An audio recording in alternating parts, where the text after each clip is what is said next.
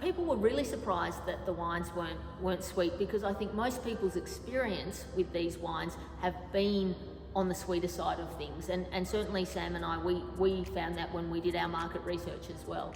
Yeah. So I think people were also surprised once we started breaking down how the effect of alcohol changes the perception of flavour in the wine and the body of the wine.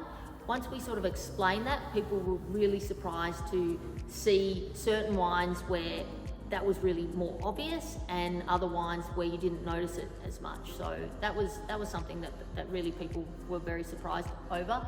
But I think what most people were really surprised with was how much they enjoyed the wines, and how much they felt that this was really just another option for wine and gave them another opportunity. So would you drink the mid-strength and the full-strength side by side? Probably not. They're different wines for different occasions, and that's what the great thing about these wines were. We've just had a lunch, and we've all had 4 glasses of wine and feel absolutely fantastic.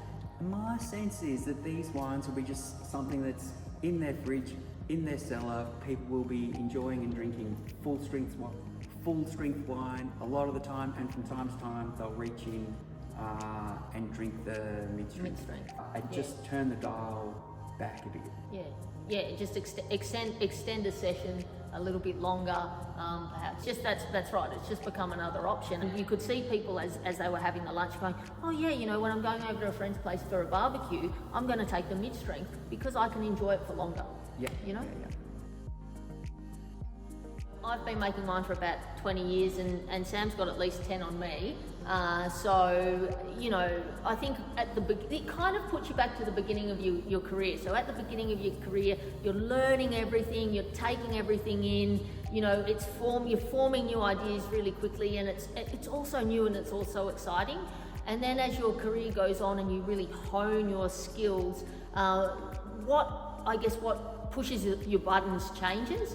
So to go back to something that's really new, that we don't know a lot about, sort of takes you back to those early days of your winemaking with that thrill and that excitement, and it's a great feeling. We were pretty thoughtful about it, so lined up a bunch of mid-strength and low alcohol wines. We got a sense of what we liked and what we didn't like, and some of the wines trying to add body with sugar, sweet mid-strength, sweet low alcohol, not a fan. Actually, what was my worry? Maybe that by pulling the alcohol out, you would no longer taste like wine. And maybe that's okay, because there is a place for these maybe even 0 alcohol wines, but I wanted it to be red as wine first. How about you? Well, I think, Sam, you and I are both quality first people, and we take an enormous amount of pride in our product. So I think for us, we were really wanting to put our best foot forward from a quality point of view. And obviously we did everything we could to do that, but to get that, I guess, recognition from the Angels was pretty pleasing. And it was great to work with you on that and have that sharing of ideas and that openness. No, back at you, Jen. Lots of questions about how the alcohol was removed. Is there other ways to do it? Could you just add water to the wine to reduce the alcohol? Or does it have to be through, the particular process we use with the reverse osmosis treatment that the wines underwent? That was a pretty common question for me. So I think the Angels were really interested and really had that thirst for knowledge about the process of making a mid-strength wine. Likewise, people, they were genuinely thoughtful about alcohol, like wondering what is a standard drink, which is not well explained, not well understood, and for what it's worth, it's 10 grams of alcohol is in whatever you're drinking. That is one standard drink. My interpretation of what a mid-strength wine is that it's not a 0 wine, so that there is some alcohol level there, but it's not as high as a full strength or the regular wine, so it lies somewhere in between. And in our case, I would say we're generally removing about 1/3 of the alcohol. Correct, yeah. The lower alcohol in the wines, I'm really impressed. There were a couple that I enjoyed as much as, anything else. But I think it's fabulous because I have tried no alcohol wine and it's just appalling. Like it's, grape juice. People have told me that mid-strength wines taste like cordial, and that's what I thought, but the concept today was great and I thought they were good. I thought it was fantastic. Yeah, I think the big thing was the Shiraz didn't taste like you'd expect a Shiraz to taste, and once you understand that, it's a good wine, but if you buy it expecting it to be a full-bodied strong Shiraz, you'll be disappointed.